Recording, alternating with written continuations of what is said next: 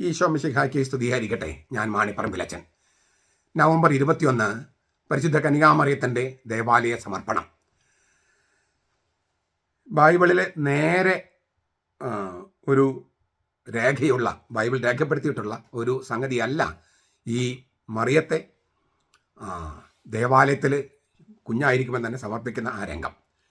മറിച്ച് യാക്കോബിൻ്റെ ആദ്യ സുവിശേഷം എന്ന് പറഞ്ഞിട്ടുള്ള ഒരു അപ്രാമാണിക ഗ്രന്ഥമുണ്ട്. പ്രോട്ടോവെഞ്ചലിയം ഓഫ് ജെയിംസ് എന്നാണ് ആ പുസ്തകത്തിൻ്റെ പേര്. രഹസ്യ സുവിശേഷങ്ങൾ എന്ന പേരിൽ ബിബ്ലി അക്കാദമി, ആളുകളുടെ ബിബ്ലി അക്കാദമി ഈ അപ്രാമാണിക സുവിശേഷങ്ങളൊക്കെ പ്രസിദ്ധപ്പെടുത്തിയിട്ടുണ്ട്.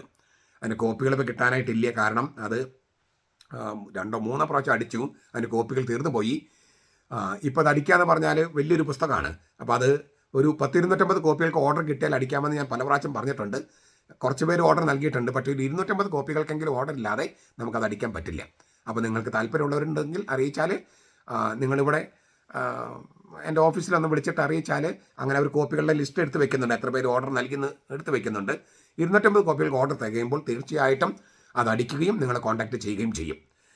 ഈ യാക്കോബിൻ്റെ ആദ്യ സുവിശേഷം അത് എഴുതപ്പെട്ടത് ക്രിസ്തുവർഷം 150-ലാണ്. മറിയത്തെക്കുറിച്ച്, മറിയത്തിൻ്റെ മാതാപിതാക്കൾ യോവാക്യം, അന്ന എന്നുള്ളവരാണ്. അതൊക്കെ നമുക്ക് അതിൽ നിന്നാണ് കിട്ടുന്നത്.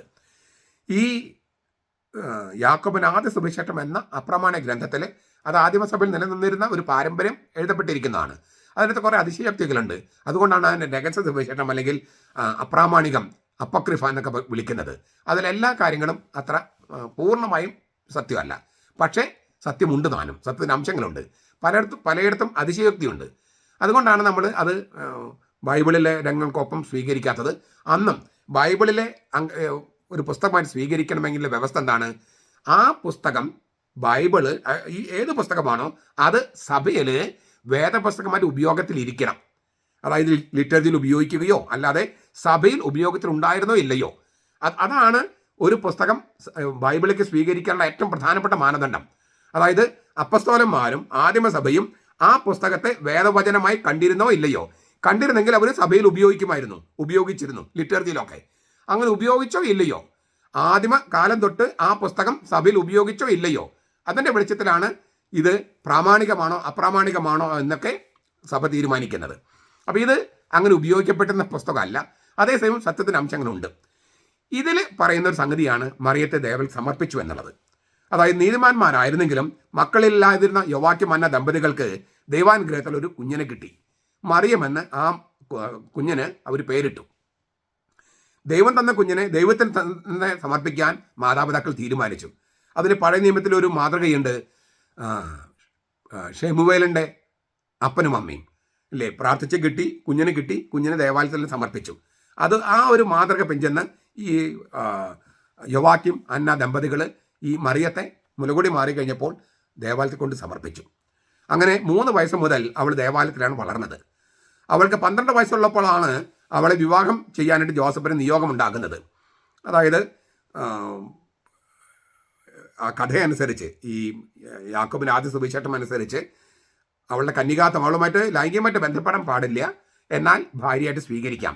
അങ്ങനെ ആരെങ്കിലും തയ്യാറുണ്ടെങ്കിൽ വരാനാണ് മഹാപുരോഹിതൻ പറഞ്ഞത്. അങ്ങനെയാണ് ജോസഫ് മുന്നോട്ട് ചെന്നത്.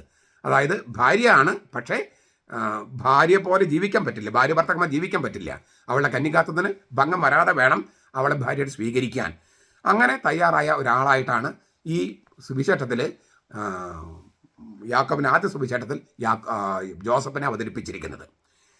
ഈജിപ്തിലെ കോപ്റ്റിക് സഭയിൽ നിലനിൽക്കുന്ന പാരമ്പര്യം അനുസരിച്ച് മറിയത്തിന് 6 വയസ്സുള്ളപ്പോൾ അവളുടെ അപ്പൻ യോവാക്യം മരിച്ചു. മറിയത്തിന് 8 വയസ്സുള്ളപ്പോൾ അന്നയും. അപ്പോൾ 3 വയസ്സുള്ളപ്പോൾ ദേവാലയത്തിലാണ് വളർന്നത്. 6 വയസ്സുള്ളപ്പോൾ അപ്പൻ മരിച്ചു, 8 വയസ്സുള്ളപ്പോൾ അന്നയും മരിച്ചു. അങ്ങനെയൊക്കെയാണ് ഈജിപ്തിലെ കോപ്റ്റിക് സഭയിൽ നിലനിൽക്കുന്ന പാരമ്പര്യം. ഏതായാലും ഈ മഹാപുരോഹിതന്മാരുടെ കയ്യിൽ ഏൽപ്പിക്കപ്പെട്ട 3 വയസ്സുള്ള ആ കുഞ്ഞ് മറിയം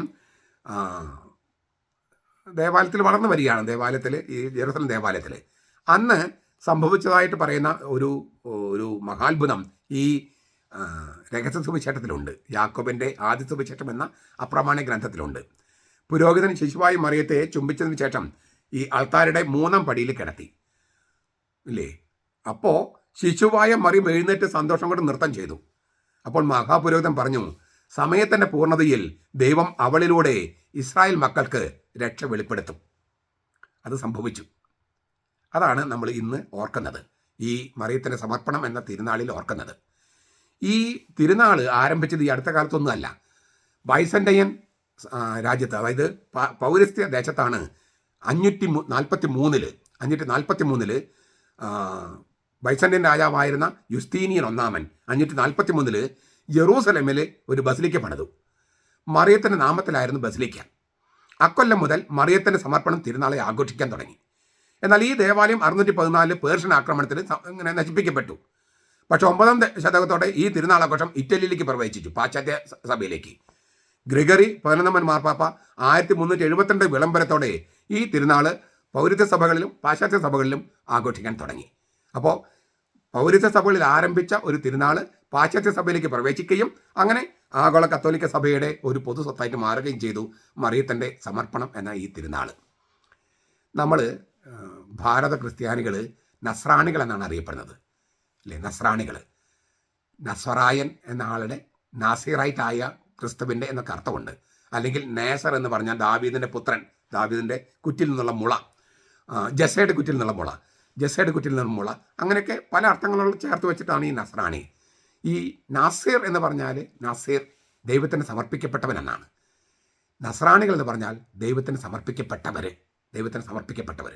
പണ്ട് നമ്മൾ, ഇപ്പോൾ ഫ്രീക്കന്മാരെന്നാ പറയണേ, പണ്ട് നമ്മൾ മുടിയിൽ കറുവരങ്ങ് വെച്ചിട്ട് ഇങ്ങനെ ചെറിയൊരു കുരിശ് വയ്ക്കുമായിരുന്നു. കഴുത്തിൽ കുരിശന്മാർ മുകളിലാണ്. ഈ തൈലായുധ വസ്തുക്കൾ അശുദ്ധമായാൽ പൈലോദിനെ കൊണ്ട് തൊടുവിച്ചിടാം എന്നൊരു ചൊല്ലുണ്ട്.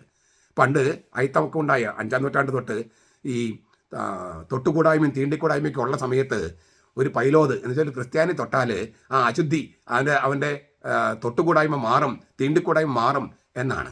അത് അത്രമാത്രം ദൈവത്തിന് സമർപ്പിക്കപ്പെട്ടവരാണ് ക്രിസ്ത്യാനികൾ എന്നാണ് പാരമ്പര്യം.